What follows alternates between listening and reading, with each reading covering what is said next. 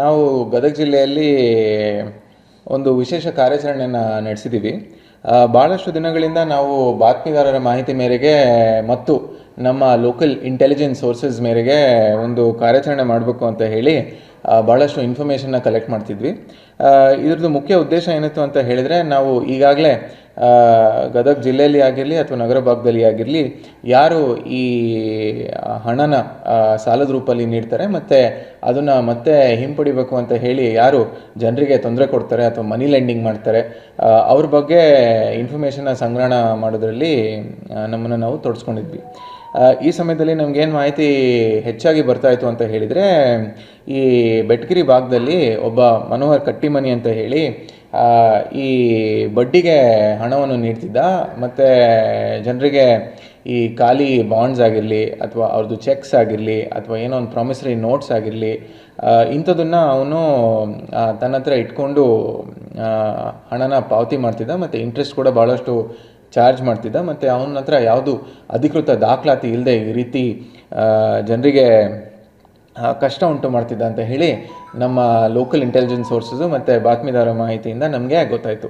So ಈ ನಿಟ್ಟಲ್ಲಿ ನಾವು ಇವತ್ತು ಬೆಳಗ್ಗೆ ಒಂದು 6 ತಂಡನ ರಚನೆ ಮಾಡಿದ್ವಿ. 6 ತಂಡನ ರಚನೆ ಮಾಡಿ ಬೆಳಗ್ಗೆ ಸುಮಾರು 5ರಿಂದ 8 ಗಂಟೆಯಿಂದನೇ ನಾವು ಕೆಲಸನ ಪ್ರಾರಂಭ ಮಾಡಿ ಒಟ್ಟು 6 ಜಾಗದಲ್ಲಿ ನಾವು ರೇಡ್ ಮಾಡಿದ್ವಿ. ಇದರಲ್ಲಿ ಆತನ ಮನೆ ಆಗಿರಲಿ, ಆತನ ಸಹಚರರ ಮನೆ ಆಗಿರಲಿ ಮತ್ತು ಒಂದು ಕಚೇರಿ ಆಗಿರಲಿ, ಇದನ್ನು ಕೂಡ ಅಟ್ ಎ ಟೈಮ್ ನಾವು ರೇಡ್ ಮಾಡೋ ಪ್ರಕ್ರಿಯೆನ ನಾವು ಮಾಡಿದ್ವಿ.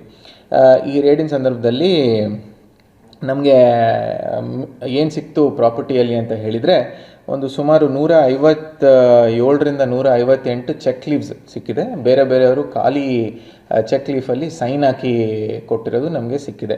ಅದ್ರ ಜೊತೆಯಾಗಿ ನಮ್ಮ ಹತ್ರ ಒಂದು 65ರಿಂದ 67, ಈಗಲೂ ಇನ್ನೂ ಅದನ್ನು ನಮ್ಮ ಪಂಚನಾಮೆಯಲ್ಲಿ ಎಲ್ಲ ತೊಗೊಂಡಿದ್ದೀವಿ, ಬೇರೆ ಬೇರೆ ಥರ ಡಾಕ್ಯುಮೆಂಟ್ಸ್, ಅಂದರೆ ಈ ಕರಾರು ಪತ್ರ ಆಗಿರ್ಬೋದು, ಪ್ರಾಪರ್ಟಿ ಡಾಕ್ಯುಮೆಂಟ್ಸ್ ಆಗಿರ್ಬೋದು, ಅಗ್ರಿಮೆಂಟ್ ಪೇಪರ್ಸ್ ಆಗಿರ್ಬೋದು, ನೋಟ್ರೈಸ್ ಪೇಪರ್ಸ್ ಆಗಿರ್ಬೋದು, ಮತ್ತು ಎಂಟಿ ಬಾಂಡ್ ಪೇಪರ್ಸ್ ಆಗಿದ್ದು ಇಷ್ಟು ಸಿಕ್ಕಿದ್ವು. ಅದ್ರ ಜೊತೆಗೆ ನಮ್ಮ ಹತ್ರ ಒಂದು 8ರಿಂದ 9 ಪಾಸ್ಬುಕ್ ಸಿಕ್ಕಿದೆ, ಒಂದು 11 ಚೆಕ್ ಬುಕ್ ಸಿಕ್ಕಿದೆ, ಅಂದರೆ ಅನ್ಯೂಸ್ಡ್ ಚೆಕ್ ಬುಕ್ಸ್, ಮತ್ತು ಒಂದು ATM ಕಾರ್ಡ್ಸು ಮತ್ತು ಕ್ರೆಡಿಟ್ ಕಾರ್ಡ್ಸ್, ಡೆಬಿಟ್ ಕಾರ್ಡ್ಸ್ ಇಂಥವು ಒಂದು 5ರಿಂದ 6 ಸಿಕ್ಕಿದೆ, ಒಂದು 3 ಪ್ಯಾನ್ ಕಾರ್ಡ್ ಸಿಕ್ಕಿದೆ, ಮತ್ತು ಅನ್ಅಕೌಂಟೆಡ್ ಕ್ಯಾಶ್ ಒಂದು 5.5 ಲಕ್ಷ ರೂಪಾಯಿ ಹತ್ತತ್ರ ಸಿಕ್ಕಿದೆ. ಅದರ ಜೊತೆಗೆ 2,000 ರೂಪಾಯಿ ನೋಟ್ ಏನು ಮುಂಚೆ ಈಗ ಚಾಲ್ತಿಯಲ್ಲಿ ಇಲ್ಲ, ಅದ್ರದ್ದು ಒಂದು 26,000 ರೂಪಾಯಿ 2,000 ರೂಪಾಯಿ ನೋಟಿಂದು ಡೆನಾಮಿನೇಷನ್ ಕೂಡ ಸಿಕ್ಕಿದೆ. ಅದ್ರ ಜೊತೆಗೆ ಮನೇಲಿ ನಾವು ಸರ್ಚ್ ಮಾಡಿದ ಸಂದರ್ಭದಲ್ಲಿ ಆಲ್ಮೋಸ್ಟ್ 422.4 ಗ್ರಾಮ್ ಅಷ್ಟು ಬಂಗಾರ ಕೂಡ ನಮಗೆ ದೊರಕಿದೆ. ಸೊ ಇದ್ರದ್ದು ಮೌಲ್ಯ ಬಂದು ಆಲ್ಮೋಸ್ಟ್ ನಾವು ಅಂದಾಜು ಹಾಕಿದರೆ ಒಂದು 60 ಲಕ್ಷ ರೂಪಾಯಿ ಆಗ್ಬೋದು ಇವತ್ತಿನ ಬೆಲೆಗೆ. ಇದಕ್ಕೆ ದಾಖಲಾತಿ ಇಲ್ಲದೆ ಸಿಕ್ಕಿದ್ರೋದ್ರಿಂದ ಇದು ಬಹುಶಃ ಅವಂದೇ ಆಗಿದೆಯೋ ಅಥವಾ ಯಾರಿಂದಾನ ಅಡಿಕೆ ತೊಗೊಂಡಿದ್ದಾನೋ ಅಂತ ಹೇಳಿ ನಮಗೆ ಗೊತ್ತಾಗದಿಲ್ಲದಿರೋ ಕಾರಣಕ್ಕಾಗಿ ಅದನ್ನು ಕೂಡ ನಾವು ಸೀಸ್ ಮಾಡಿದ್ದೀವಿ. ಅದನ್ನು ಕೂಡ ನಾವು ಕೋರ್ಟಿಗೆ PF ಹಾಕಿ ಕೊಡ್ತೀವಿ.